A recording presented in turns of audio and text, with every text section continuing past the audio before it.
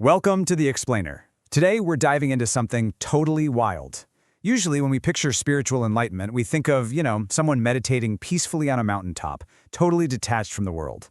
But what happens when you experience that profound clarity, yet you still have to commute to the office, attend awkward family functions, and just deal with everyday people? Well, Guru Sivayogi has a pretty provocative philosophy on exactly how to navigate society after a spiritual awakening, and it is fascinating. Seriously though, have you ever looked around and felt like everyone is literally just sleepwalking through life? Like they're completely on autopilot?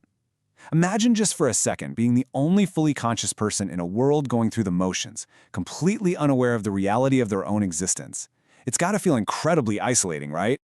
To make sense of all this, we're going to follow a pretty clear roadmap today. We'll start with waking up from sleep, then look at the trap of conditioning, why changing others fails, the masterful art of acting, and finally, finding true inner peace. So jumping right into part 1, waking up from sleep, and the jarring reality of spiritual clarity. What does it actually mean to hit this state? Well, awakening isn't defined here as some dramatic lightning bolt from the sky kind of thing. It's actually a deep internal investigation. The source material points to one fundamental question: who am I? Or in Tamil, nan yar. Awakening really kicks off the exact moment you stop accepting the labels society slapped on you and start investigating your true nature. You suddenly realize, wait a minute, I'm not my job, I'm not my religion, I'm not my social status. You're just you. And the guru uses this beautifully vivid metaphor to describe it.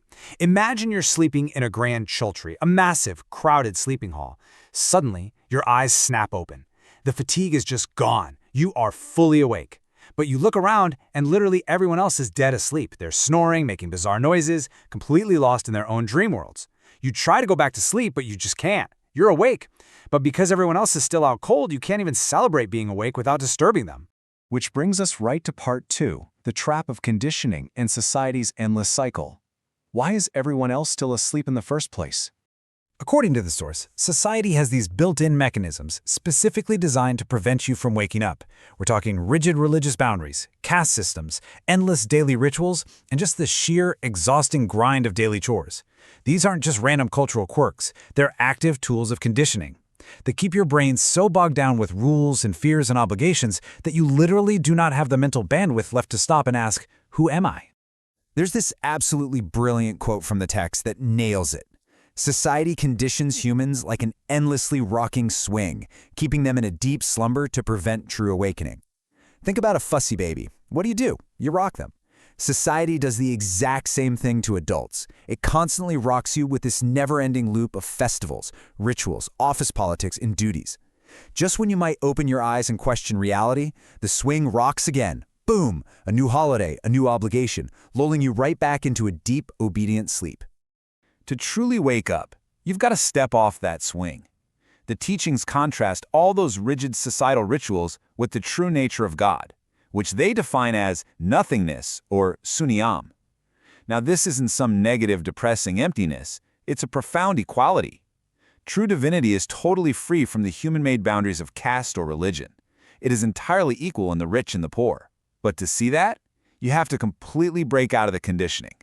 All right, part 3. Why changing others fails, and the very real danger of waking the sleepers. So you're awake, you see the truth, and naturally, you want to wake up your friends and family, right? Let's see how that goes. The source material does not sugarcoat this. Do not try to wake them up. I mean it. If you forcefully try to shake someone out of a deep physical sleep, what happens? They get incredibly cranky, right? The exact same thing applies spiritually. If you suddenly start telling your family that all their lifelong rituals and societal worries are just an illusion, they're absolutely not going to thank you. They're going to get furious. You'll just end up destroying your own peace. The harsh reality is that revealing your newfound clarity makes the sleeping majority fiercely uncomfortable. The text actually warns that if you walk around acting enlightened, society will absolutely see you as a threat.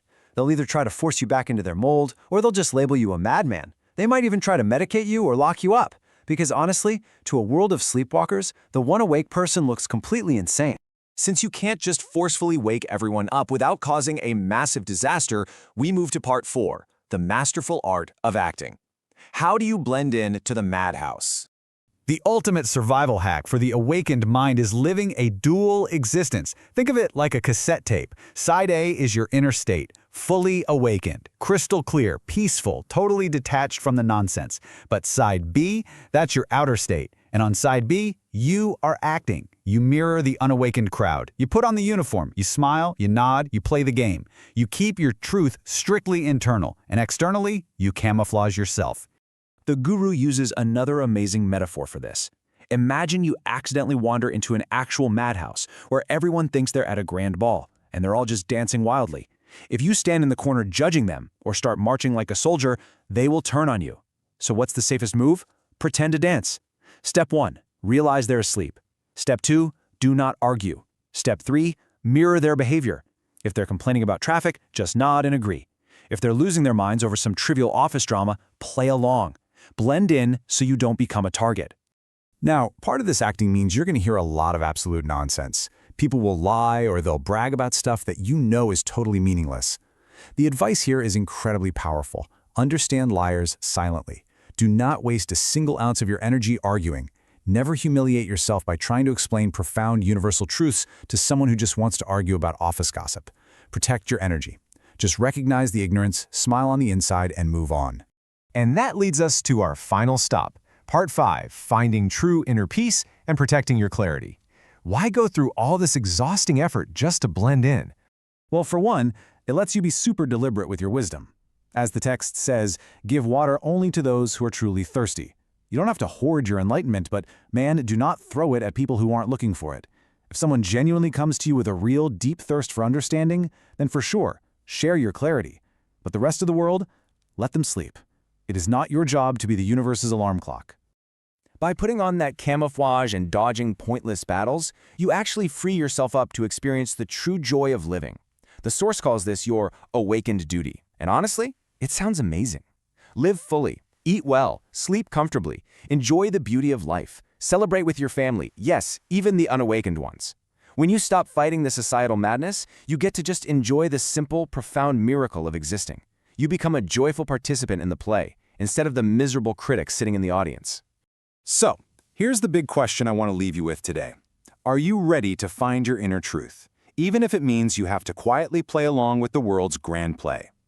It takes a massive amount of courage, and honestly, a good sense of humor, to be awake in a sleeping world without totally losing your mind. I hope this explainer gave you a fresh, practical way to look at walking the spiritual path in everyday life. Keep it in mind the next time you're stuck in a completely pointless argument. Stay curious and stay focused.